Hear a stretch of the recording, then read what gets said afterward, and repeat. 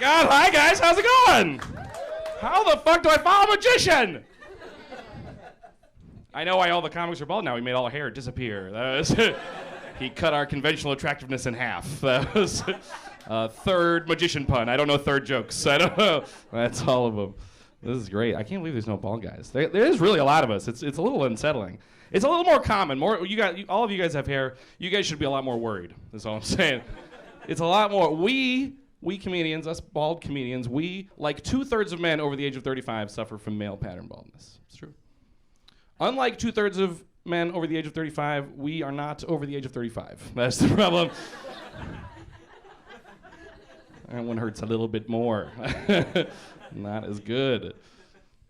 I do like being bald. People say weird. People are a little awkward around bald guys. They don't really know how to talk to us. We're kind of just one of those demographics that people kind of fumble over themselves when it comes up. You guys are being weird right now. I can feel it.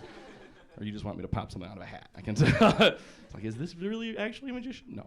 But you guys are being a little weird. People are weird. They just don't know how to talk to us. Like when I went like fully scorched earth and like got rid of everything, I was kind of bummed out, and I had some friends try to make me feel better, and they said, "It's okay. Your hair used to make you look weird." Rude. It's a rude thing to say. It's a rude thing to say to somebody that lost part of their body. It's like, I know hair isn't a leg, but if somebody lost a leg and you were like, "It's okay. You used to run weird," like. That would not go over well. Would not be good. Finding out I was bald, I was fighting a war. Is anyone balding or worried about balding? You are, my guy? Can I see the top of you? Oh yeah, you are on the way out. Yeah, that's not. Sorry, man. Yeah, you're on the way. You don't look like you have the front guy. Do you remember how you found out about having this?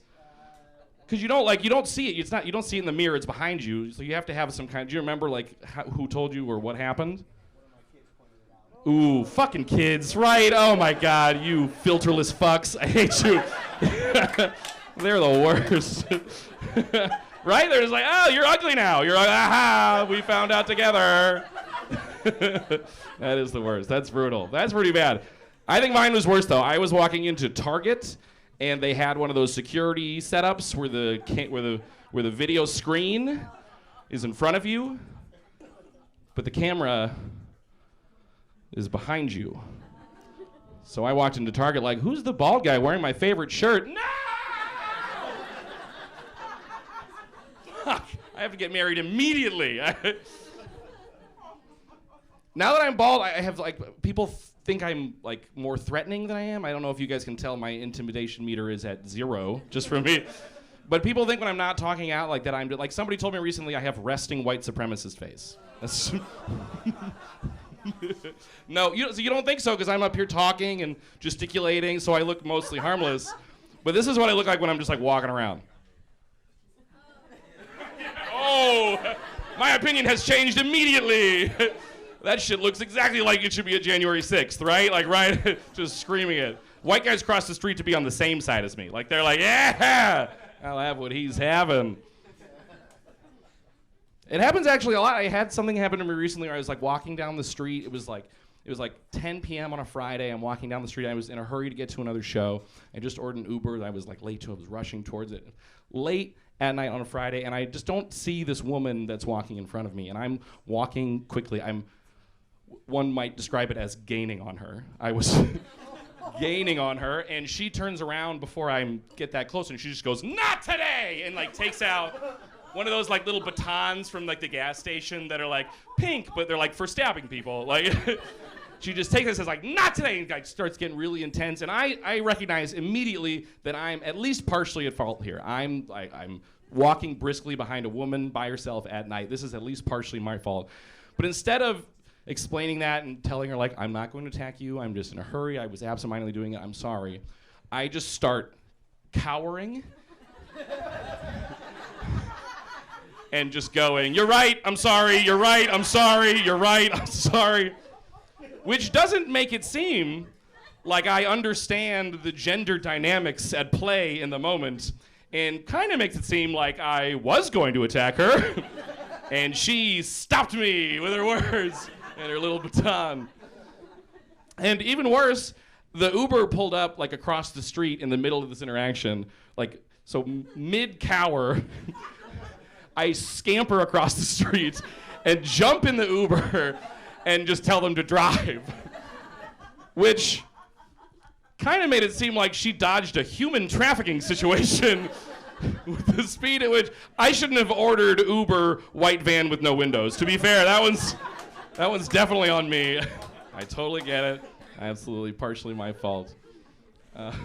I am actually a parent. I actually have a daughter of my own. I was already bald when she met me, so she's like, "You're already ugly." So I do. I feel like I'm a good dad. I feel like I'm a pretty good dad. I feel like I'm a Nickelodeon dad, not like a Disney Channel dad.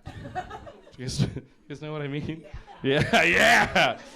Like funny shirts. I'm a Nickelodeon dad. Funny shirts and goofy hobbies, not like over demanding jobs and dead wives. You know, that's the difference between those two.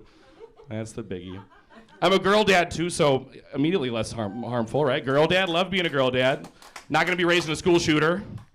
Pretty pumped about that. I'm all for shirking gender roles. She can play football, but if she's a school shooter, I'm gonna be pissed. I'm gonna be like, the first one? That one split the room in two. I am a magician, I told you. I can split this room in two. I want to be a healthy dad. I want to live for a long time. I want to be around for my daughter. So you seem like you're an older but healthy guy, right? You're wearing Adidas. You probably watch people work out. I don't know. He's wearing jeans. He didn't come from the gym. But I do. I always wanted to be like a healthier dad. I want to be around, throwing the football and doing that kind of stuff. So during the pandemic and stuff, I started doing a lot of yoga to like trying to get healthier and stuff. And it was a pretty long pandemic, so I'm kind of good at yoga now. That was, let's see. She can see the side profile. She's like, there's no way, you fat piece of garbage. So, you're not. I am. I can touch my toes. Let's mid-nose pick, too. What are you doing to me? You throw a chair. Fixing my ring. Yeah, that's right. It's a pretty deep ring. No, no, I will prove it. I'll prove it. I promise. Let's see. We'll do it. Okay, you guys ready? Don't you lie. This guy. All right, here we go. What if I couldn't do it? Could you imagine if I couldn't? All this buildup. Or what if worse, I did it and my bald cap fell off? Like, aha! You're all alone! No. No. Okay, I'll do it. That would have been a perfect chance to get off stage and not do it. But I'm going to do it because I like you. And I can do it. Okay, you guys ready? Watch this. I'm going to touch the stage. Watch this. You guys got to make a lot of noise. Okay, you ready? Watch. Boom! Yeah! That's right! I did that shit. I do get it. I don't look like a guy that can touch his own toes. I totally get that. I have to prove it at shows all the time. I get it. I don't look like a guy that can touch his toes. I look like a guy that wants to touch other people's toes. All right, you guys are great. That was Conor. Have a great rest of your night. Conor Cawley, everybody. I can't believe